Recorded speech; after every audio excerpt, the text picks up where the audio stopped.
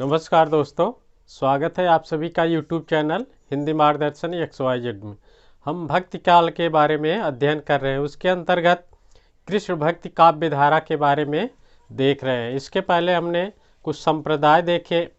उसके अंतर्गत आज हम वल्लभाचार्य के बारे में देखेंगे। इन्होंने कृष्ण भक्ति काव्य में क्या योगदान दिया। तो आज हम वल्लभाचार्य के बारे में देखेंगे।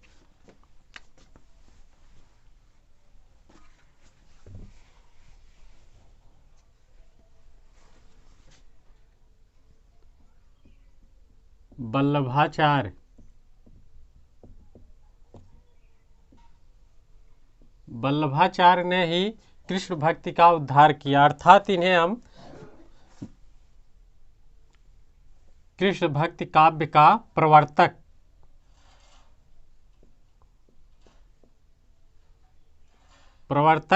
कहते हैं। किसको? कृष्ण भक्ति काव्य का।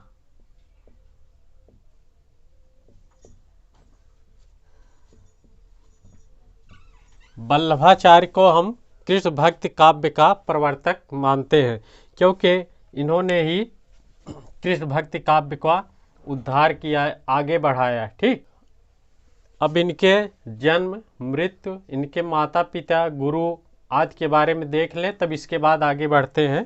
तो पहले देखते हैं इनका जन्म। इनका जन्म 1479 ईस्वी। कहाँ पे? वाराणसी, उत्तर प्रदेश में इनका जन्म हुआ। और मृत्यु 1531 ईस्वी में मृत्यु। और इनके पिता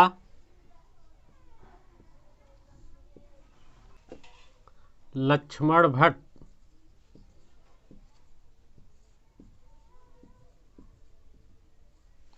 माता मधुमंगल।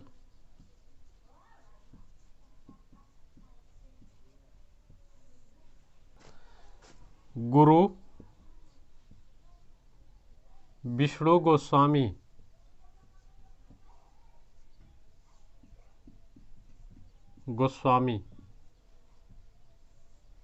तो इनका जन्म 1479 ईस्वी, कहाँ पे? वाराणसी। मृत्यु 1531 ईस्वी। इनके पिता लक्ष्मण भट्ट, माता मधुमंगला और गुरु विष्णु गोस्वामी। ये तो इनके जन्म और मृत्यु और इनके जीवन का परिचय है। फिर आगे इन्होंने इसमें क्या योगदान दिया उसके बारे में हम देखते हैं। तो चलिए हम आगे देखें। वल्लभाचार्य वैष्णव संप्रदाय के थे। इन्होंने कृष्ण भक्ति का प्रचार भागवत पुराण के आधार पर इन्होंने देशाटन करके उनका प्रचार किया। एक वो भागवत पुराण के आधार पर ही उसकी एक पीठिका तैयार की और देशाटन करके उसका प्रचार किया।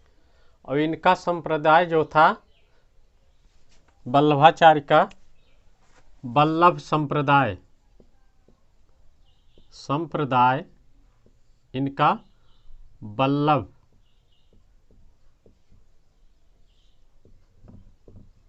संप्रदाय था। वल्लभ संप्रदाय का सिद्धांत क्या था? पुष्टि मार्ग।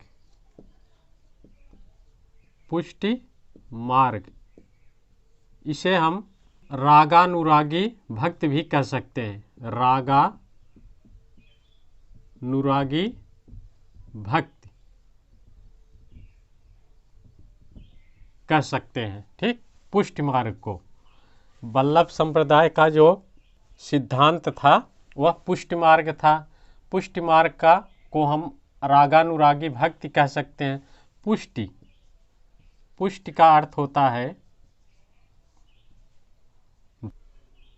भगवत या अनुग्रह कृपा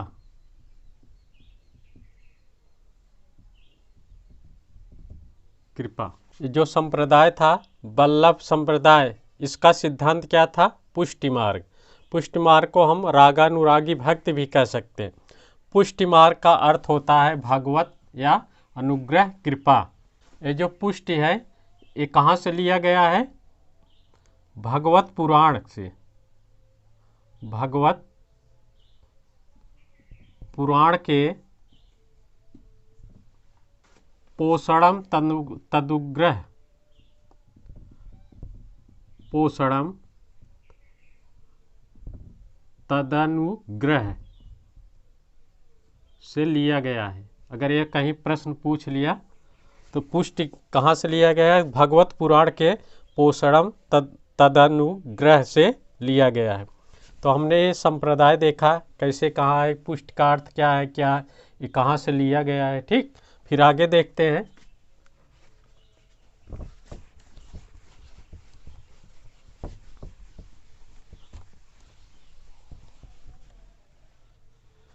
पुष्टि मार्ग का गुरु मंत्र क्या होता था?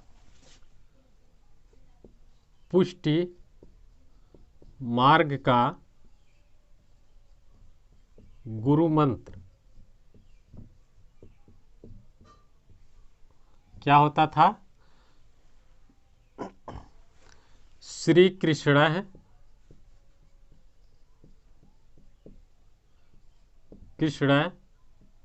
शरणम शरणमम, ये पुष्टि मार्ग का गुरु मंत्र होता था, श्री कृष्ण शरणमम। ठीक, इसमें क्या होता था? पुष्टि मार्ग में ईश्वर के अनुग्रह पर रहता था कि हम भक्ति करेंगे, ईश्वर की कृपा होगी मुझ पर। इसमें यही पुष्टि मार्ग में था। ठीक, फिर आगे इनका दार्शनिक सिद्धांत, दार्शनिक सिद्धांत क्या था?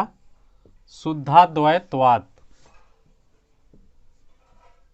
शुद्धाद्वैतवाद,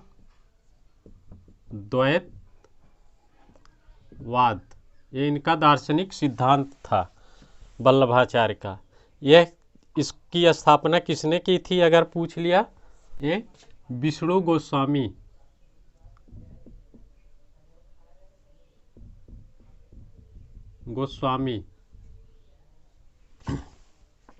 इनका दार्शनिक सिद्धांत शुद्धाद्वैतवाद था।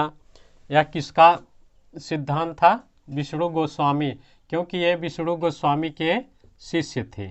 ठीक, ये विष्णु गोस्वामी के शिष्य थे, इसलिए ये इनका सिद्धांत मानते थे और इन्होंने अलग से पुष्टि मार्ग की स्थापना की वल्लभाचार्य ने। इन्होंने अपना एक अलग से वो बनाया जिसमें वल्लभ संप्रदाय को कहते हैं, यानी वल्लभ संप्रदाय।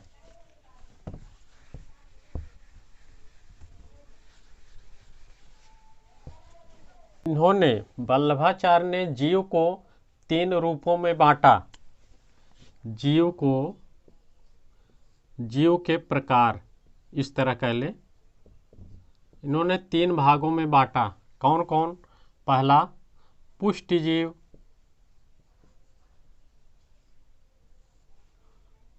पुष्टि जीव, दूसरा मर्यादा जीव, तीसरा प्रवाह जीव।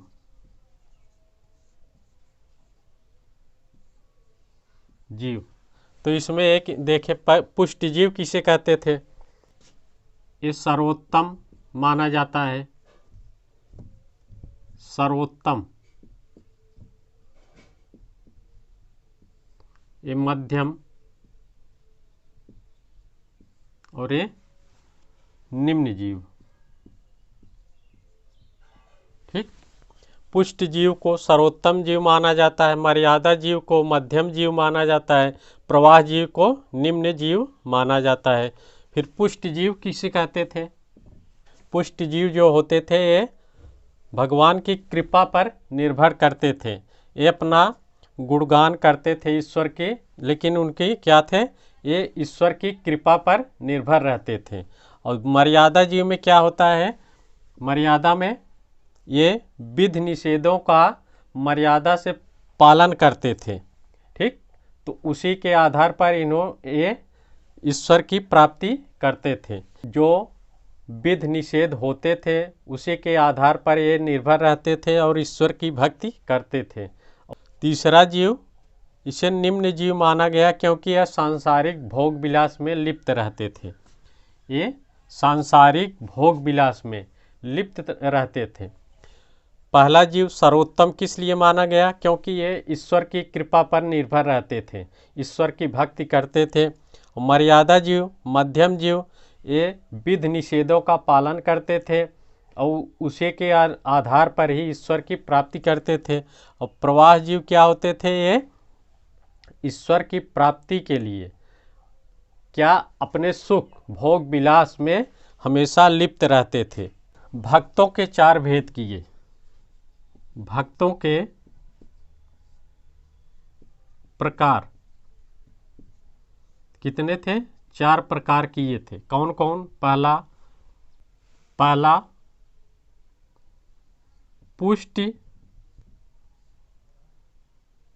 पुष्ट भक्त, दूसरा मर्यादा पुष्ट भक्त, मर्यादा पुष्ट भक्त, तीसरा प्रवाह पुष्ट भक्त और चौथा शुद्ध पुष्ट भक्त।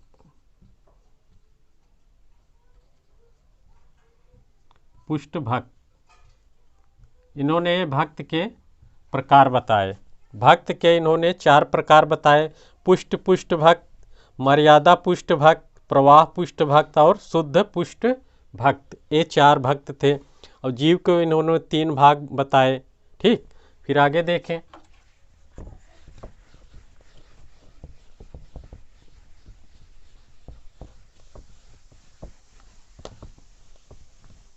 वल्लभ संप्रदाय की सेवा विधि। वल्लभ संप्रदाय की सेवा विधि।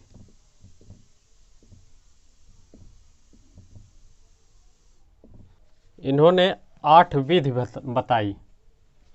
पहली विधि क्या है, मंगलाचरण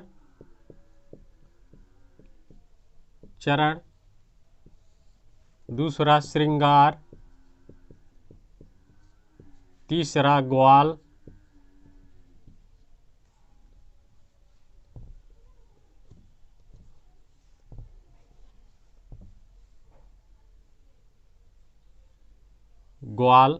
चौथा राजयोग, पांचवा उत्थापन, छठवां भोग, सातवां संध्या आरती और आठवां है शयन। पहले क्या था, मंगलाचारण। पहले मंगलचारण होते हैं, फिर श्रृंगार होता है, उनके श्रृंगार किया जाता है, सजावट होती है, फिर ग्वाल आते हैं, फिर राजयोग होता है, फिर उत्थापन होता है, फिर भोग होता है, फिर संध्या शाम को आरती होती, फिर इसके बाद शयन यानी सोते थे। ठीक, ये वल्लभ संप्रदाय की सेवा विधि होती थी ईश्वर के प्रति। फिर आगे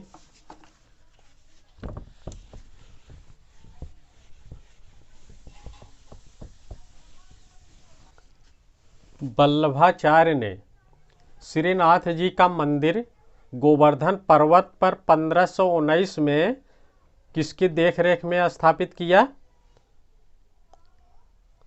पूरनमल खत्री की देखरेख में स्थापित करवाया यानी मंदिर का निर्माण करवाया। कब? पूरनमल खत्री, पूरनमल खत्री की देख रेख में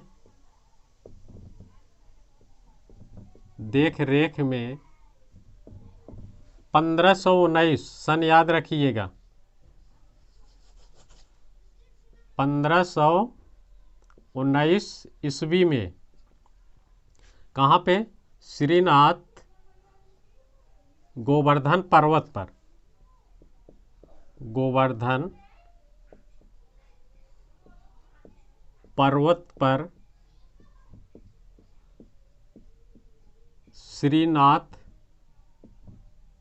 श्रीनाथ जी का मंदिर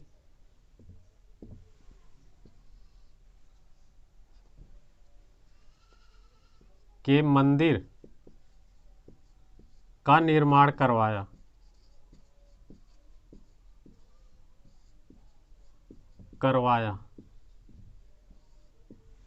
किसने करवाया? वल्लभाचार्य ने पूरनमल खत्री की देख रेख में 1519 ईस्वी में गोवर्धन पर्वत पर श्रीनाथ जी के मंदिर का निर्माण करवाया। श्रीनाथ जी अर्थात श्री कृष्ण के मंदिर का निर्माण करवाया। उसी में अष्टछाप के जो कवि होते थे वही अपना गीत गुणगान आदि गाते थे। ठीक, इसको याद रखिएगा, ये इम्पॉर्टेंट है, यहाँ से प्रश्न पूछा गया और पूछे जाएंगे।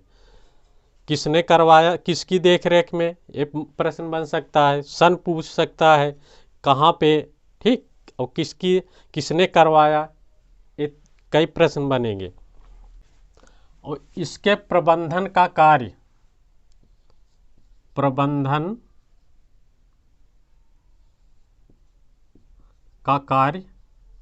किसको सौंपा? कृष्णदास को।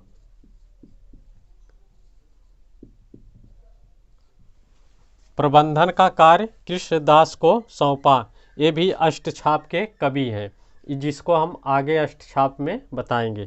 ठीक, तो ये जो श्रीनाथ जी का मंदिर है इसे क्या कहते थे लोग उस समय? चर्चित में था केसर की चाकी चले, केसर की चाकिया चले, इसको याद रखिएगा। अगर पूछ लिया केसर की चकिया चले किसे कहा जाता था, तो किसको? श्रीनाथ जी का मंदिर जो था गोवर्धन पर्वत पर, उसको कहा जाता था। केसर की चकिया चले, इस मंदिर का खूब प्रशंसा होने लगी उस समय। इन्होंने ब्रह्म के 3 रूप बताए। ब्रह्म के रूप कितने बताए? 3। कौन कौन? पहला रूप क्या था? संधिनी,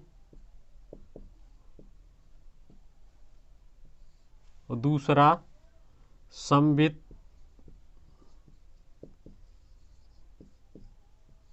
तीसरा वादिनी।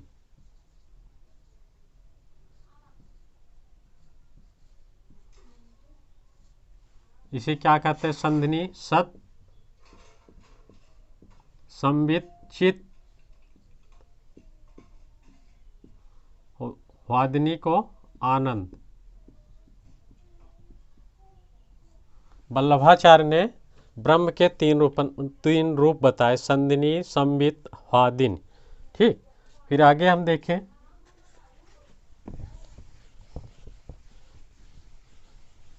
वल्लभाचार्य की कुछ रचनाएं जो महत्वपूर्ण है, रचनाएं। तो आचार्य शुक्ल ने, आचार्य रामचंद्र शुक्ल ने इनकी 16 रचनाएं मानी है। ठीक, तो हम जो इम्पॉर्टेंट है, जो महत्वपूर्ण है, उसी के बारे में हम देखते हैं। पहली रचना है ब्रह्मसूत्र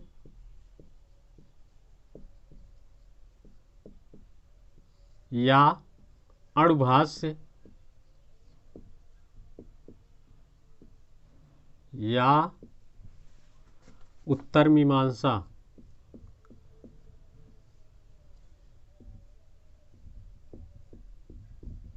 ठीक।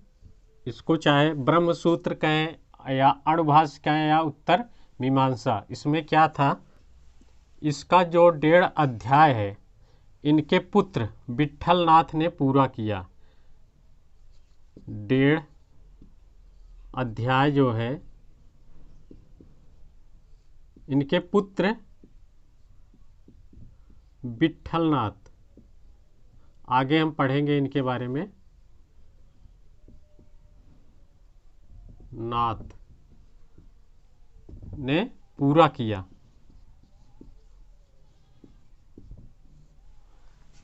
अगर यहाँ से प्रश्न पूछ लिया 1.5 अध्याय, जो बाकी अध्याय बचे थे उसको किसने पूरा किया, तो इनके पुत्र विट्ठल नाथ ने इसको पूरा किया, ठीक। इस ग्रंथ में क्या है कि शुद्धाद्वैतवाद का प्रतिष्ठापन किया गया है। शुद्धाद्वैतवाद का प्रतिपादित ग्रंथ माना जाता है, का प्रतिपादित प्रधान ग्रंथ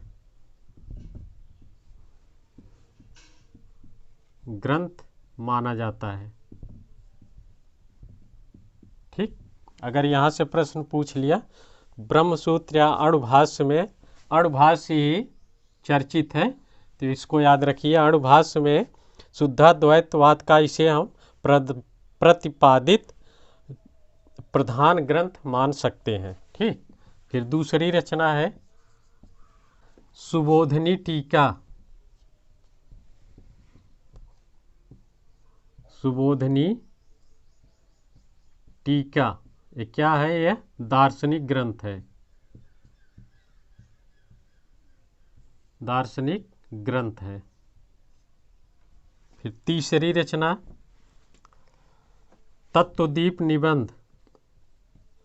तत्वदीप निबंध यह भी दार्शनिक ग्रंथ है। फिर चौथी है सिद्धांत रहस्य। सिद्धांत रहस्य। फिर पांचवी है पूर्व मीमांसा भाष्य। पूर्व मीमांसा भाष्य। फिर आगे छठवीं देखें,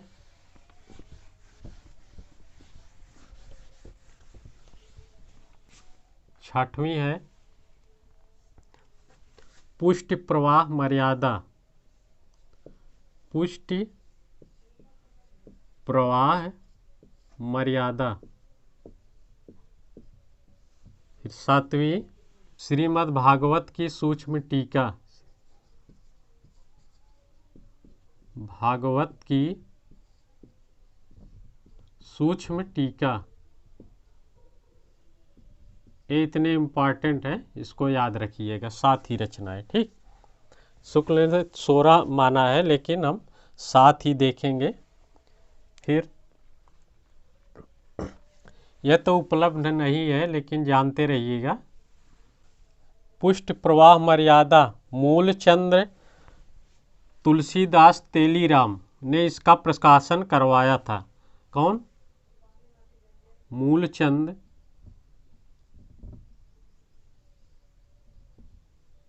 तुलसीदास तेलीराम। तेलीराम ने इसका प्रकाशन करवाया था, किसका? पुष्ट प्रवाह मर्यादा नामक पुस्तक का, ठीक। फिर आगे हम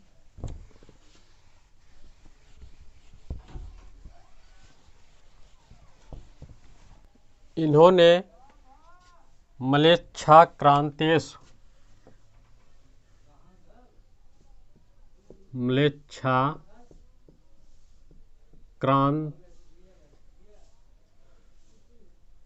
क्रांतेषु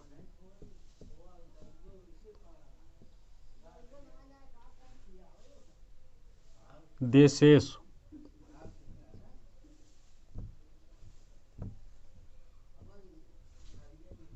देशेषु कहाँ, अगर यह कथन पूछा जाए तो किसका है? वल्लभाचार्य का।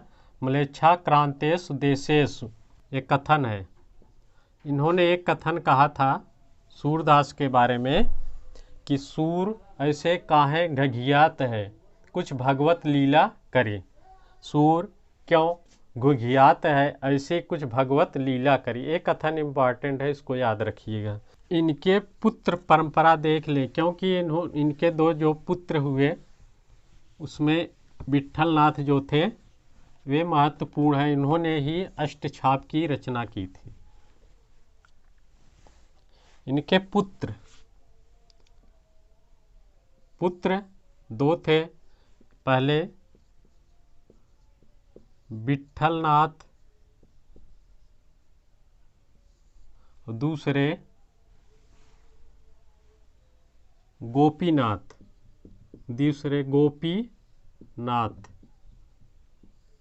विट्ठलनाथ के पुत्र कौन थे?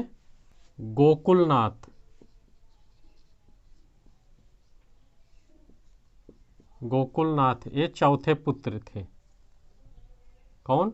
चौथे। इन्होंने, गोकुलनाथ ने 252 वैष्णव की वार्ता,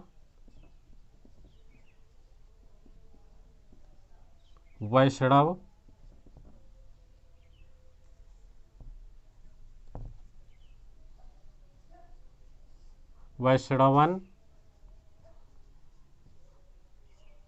की वार्ता और 84 वैष्णवन की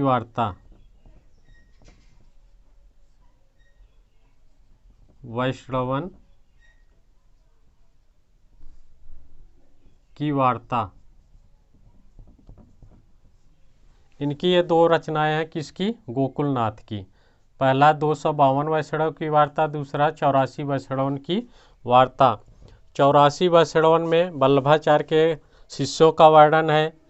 गोपीनाथ के पुत्र पुरुषोत्तम।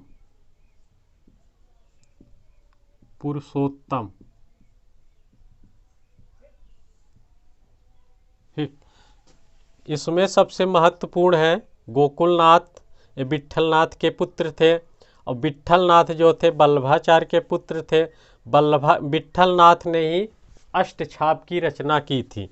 इसके बारे में हम विस्तार से वर्णन करेंगे। उसके अंतर्गत कौन कौन कवि हैं, ठीक, इसमें देखेंगे। विट्ठलनाथ की जो अष्टछाप के कवि हैं उसके बारे में अगले टॉपिक में देखेंगे। तो हमने अभी वल्लभाचार्य के बारे में देखा, उनका जन्म, मृत्यु, उनकी रचनाएं, जीव के बारे में, कृष्ण के बारे में उनका क्या योगदान रहा। वल्लभाचार्य को ही कृष्ण भक्ति का प्रवर्तक माना जाता है। ठीक, फिर अगले टॉपिक में है अष्टछाप के कवि देखेंगे। तो तब चलिए, नमस्कार।